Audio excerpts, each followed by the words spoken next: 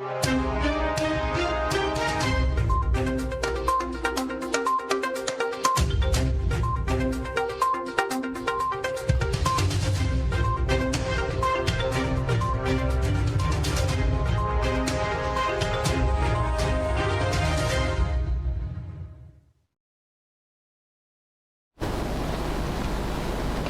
pemirsa, apa kabar hari ini? Semoga selalu sehat di masa pandemi ini dan selalu bersemangat menjalani aktivitas.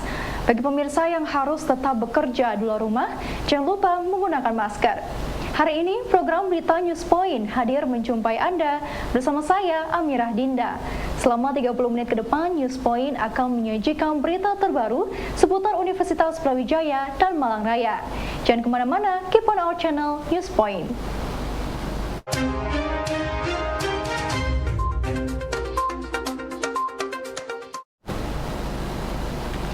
Jelang bulan Ramadan, The 101 OJ Hotel meluncurkan menu buka puasa bersama. Mengusung tema Fusion, The 101 OJ Hotel mengandalkan live cooking yang bisa disaksikan oleh pengunjung sambil menunggu buka puasa. Menu yang disajikan beragam dan berganti tiap minggunya dengan tema Indonesia, Asia, dan Barat. Penggantian menu ini menurut GM Hotel Lade Sudrajat dimaksudkan agar pelanggan dapat menikmati variasi menu secara bergantian setiap minggunya. Mulai dari makanan pembuka, khas buka puasa, misalnya kayak ada seblak, kemudian ada kolak, ada bubur, dan juga ada rujak buah. Nanti kemudian makanan khas Arabiannya juga ada, dan juga nanti akan ada juga live cooking ya, ada sekitar 9 live cooking.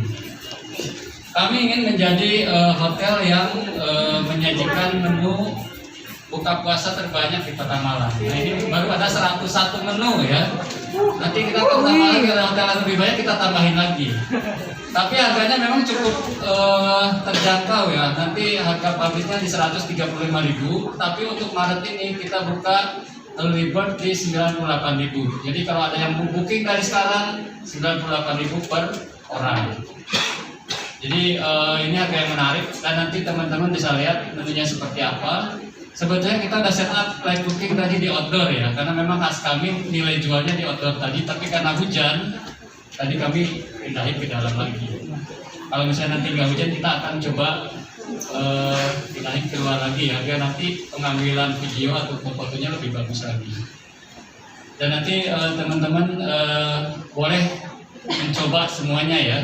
Kita habiskan makanan yang kita mock up hari ini. Initial Public Offering atau IPO GoTo yang sedang berlangsung menarik perhatian publik. Sebagai dekakorn, gabungan dua startup Gojek dan Tokopedia ini tentu memiliki kapitalisasi pasar yang besar. Namun, pengamat pasar modal dan Ketua Lab IPM FEB UB, Noval Adib mengatakan bahwa secara fundamental, keuangan GoTo masih merugi sehingga investor harus cermat melihat fundamentalnya. Jadi tetap harus menganalisis masa lalu, tapi juga tetap perlu punya ekspektasi untuk masa depan. Gitu. Nah, untuk GoTo sendiri, nah ini kalau saya baca itu, yang jelas dia itu IPO dalam kondisi rugi, ya kan? Dia itu rugi 11,58 triliun. Nah, saat IPO-nya dalam kondisi rugi. Nah, ini jelas secara fundamental bukan sesuatu yang bagus ini. Jadi begitu, ya. Nah, terus, nah dari situ calon investor sudah bisa menilai kira-kira bagaimana nanti. Artinya nanti dana yang diserap dari IPO itu paling enggak kan untuk menutup kerugiannya. Jadi begitu. Itu kalau melihat masa lalu, ya kan. Tapi untuk masa depannya, ya GoTo ini tetap punya prospek ya, karena dia setelah GoTo ini kan hasil merger ya antara Gojek dengan Tokopedia. Nah, itu kan menghasilkan sebuah komunitas atau ekosistem yang besar ya. Dan mungkin konon terbesar di Indonesia. Nah, itu juga sebuah prospek ya. Artinya sudah punya captive market yang cukup untuk menghasilkan revenue atau pendapatan yang cukup bisa diharapkan.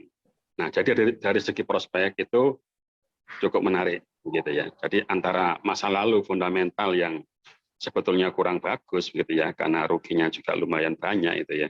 Tapi dari segi prospek dalam kemampuan menghasilkan revenue, ya GoTo ini masih cukup ya. Kita bisa melihatlah sehari-hari ya kan, di jalan tuh masih lalu lalang masih banyak sekali itu ya, Gojek ya kan, dan segala variannya, termasuk Tokopedia lah itu juga sebagai online mall yang cukup besar begitu.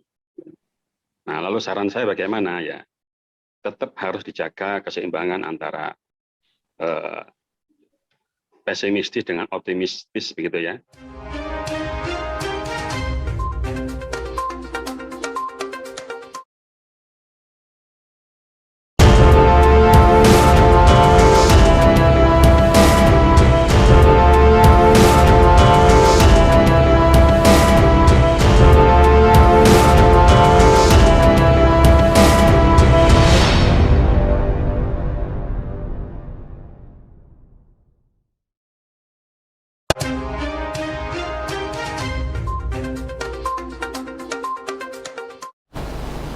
Pemirsa, pembangunan jalur pedestrian tidak bisa dilepaskan dari transportasi publik.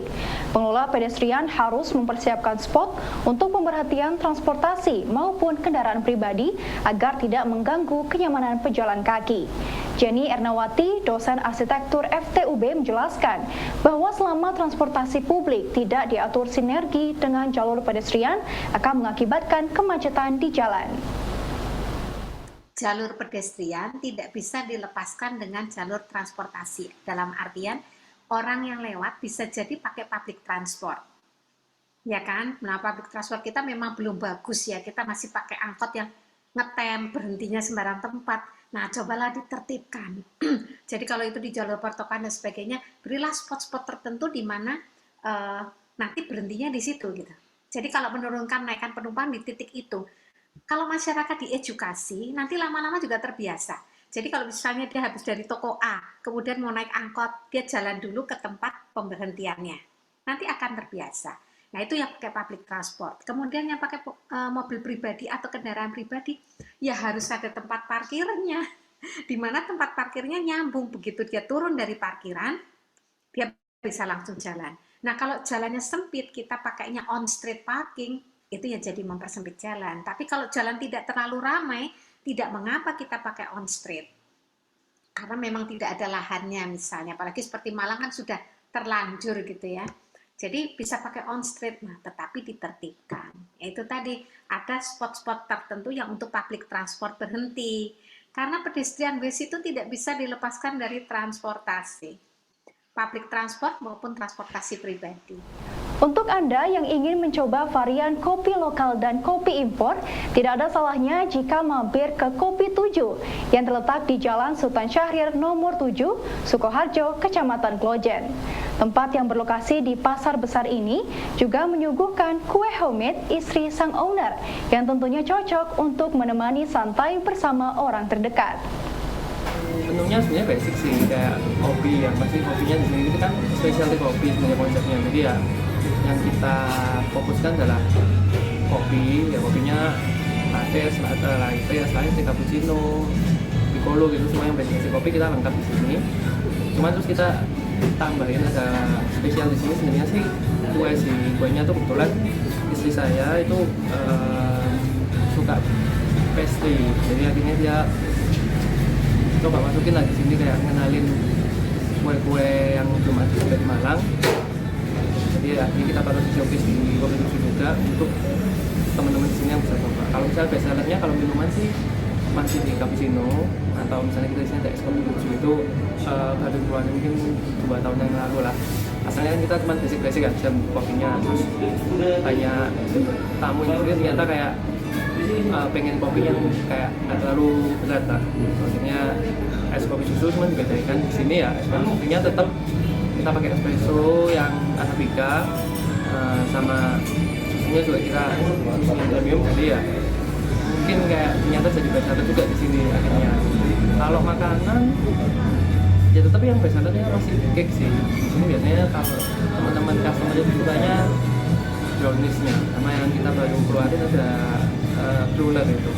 Karena tadi kan konsepnya kita itu pengen kenalin lah sebenarnya kopi itu macam-macam kan, kayak supaya di sini juga kalau di Malang di dulu kan yang terkenal kan dulu kopi tubruk nih misalnya. Kita ini mau kenalin kayak kopi itu macam-macam sih, kayak ada yang kalau sudah origin bisa diolah jadi apa aja gitu. Jadi kita di sini selain kopi-kopi lokal yang dari petani tadi yang di roastery, beberapa juga kita kadang-kadang sediain gas beans itu kopi-kopi impor. Tapi nggak banyak sih, yang banyak tetap lokal.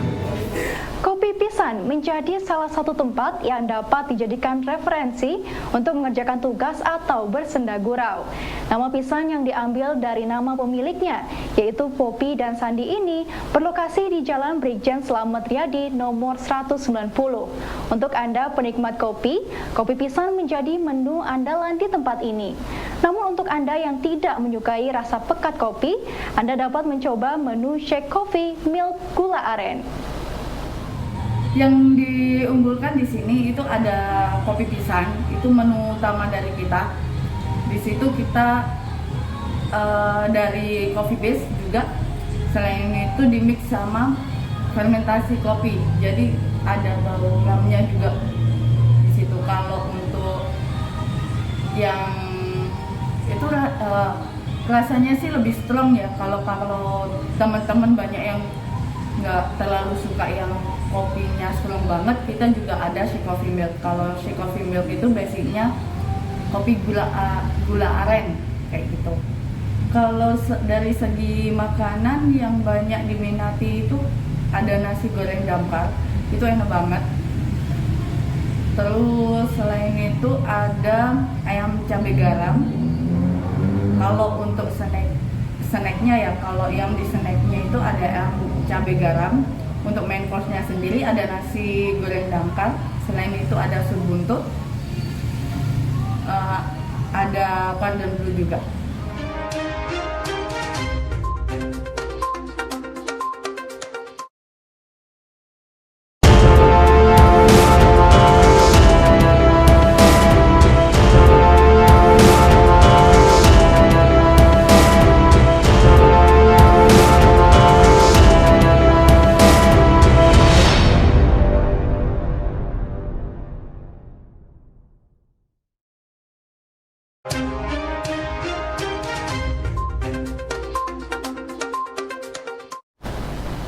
Pemirsa, pernahkah Anda memperhatikan keluarnya tinta printer ketika melakukan aktivitas mencetak? Ternyata melakukan printer injeksi terdapat mekanisme tersendiri yang mengatur jalannya tinta tersebut melalui desain gelombang. Mekanisme ini yang menjadi topik penelitian Dr. Oke Oktaviani, dosen teknik industri UB, melalui penelitiannya bersama sebuah perusahaan manufaktur dari Jepang. Perusahaan manufaktur di Jepang, ya, namanya PMD Corp gitu ya. Jadi mereka itu adalah manufacturer untuk printer yang biasanya itu dijual itu untuk perusahaan-perusahaan, jadi B2B gitu. Nah, di dalam printer itu ada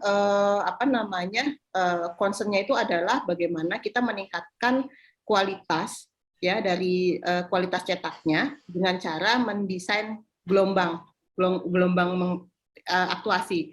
Jadi actuation waveform-nya saya desain, kemudian supaya nanti bisa menghasilkan kualitas cetak yang maksimal dengan kecepatan juga yang juga baik gitu.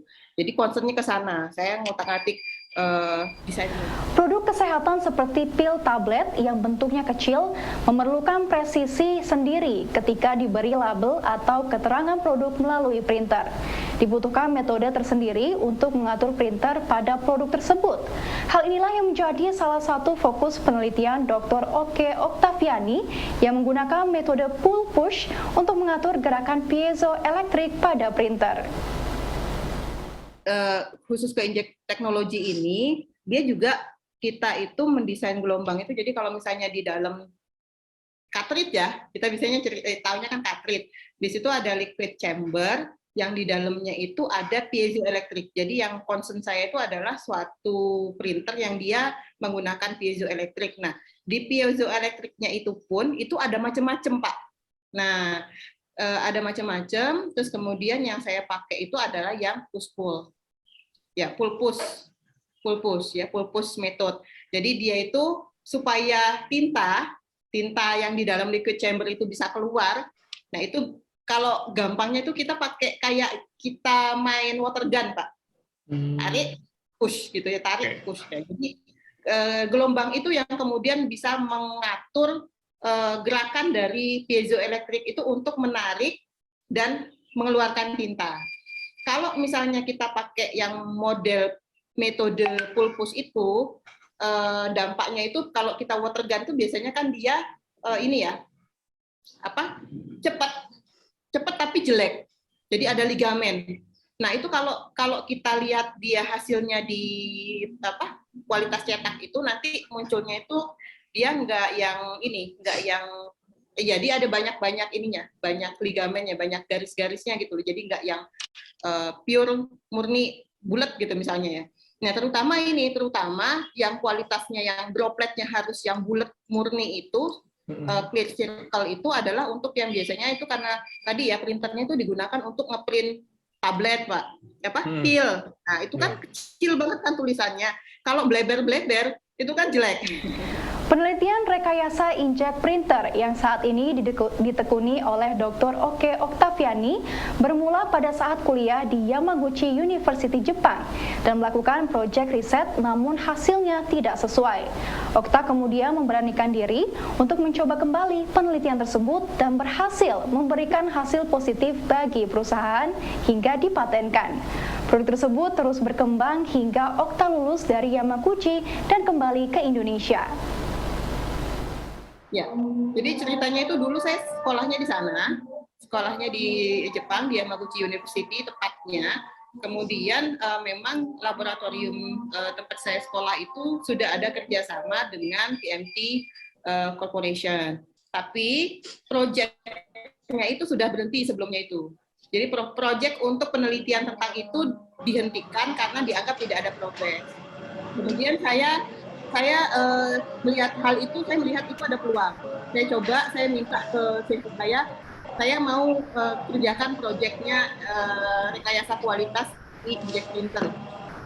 Saya minta, terus kemudian ternyata alhamdulillah ya, qadarullah yang saya kerjakan itu ternyata memberikan dampak yang sangat bagus untuk perusahaan sampai dipatenkan, Pak. Jadi desain gelombang yang saya buat itu dibuat patennya sama mereka. Ya, kemudian itu berlanjut sampai saya lulus. Saya lulus berlanjut, alat saya eksperimen di Jepang itu dihibahkan ke Kobe sekarang. Jadi sekarang ada di tempat saya. Saya punya lab khusus pemberian dari perusahaan di Jepang. Pemirsa, informasi tadi sekaligus menutup perjumpaan kita hari ini. Jangan lupa saksikan News Point setiap hari pukul 19.30 waktu Indonesia Barat hanya di UBTV, Televisi Pendidikan Universitas Brawijaya. Saya Amira Dinda dan seluruh kru yang bertugas pamit undur diri. Tetap patuhi protokol kesehatan, wajib menggunakan masker. Terima kasih dan selamat beraktivitas.